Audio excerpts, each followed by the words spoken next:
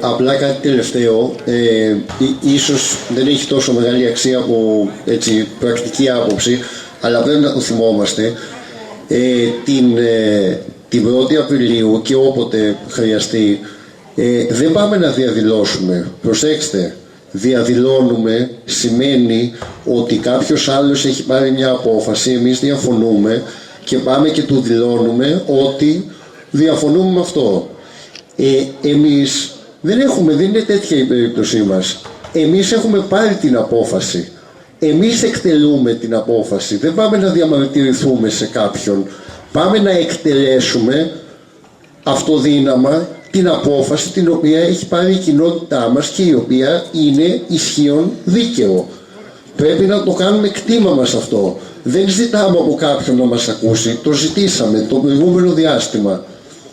Οι διάλογοι τελείωσαν. Η απόφαση έχει ληφθεί, θα είναι εκτελεστή μέχρι τότε. Πάμε να την εκτελέσουμε εφόσον η αστυνομία δεν το κάνει. Απλά η διευκρίνηση. Έτσι, να ξέρουμε, δεν διαδηλώνουμε, εκτελούμε. Ευχαριστώ.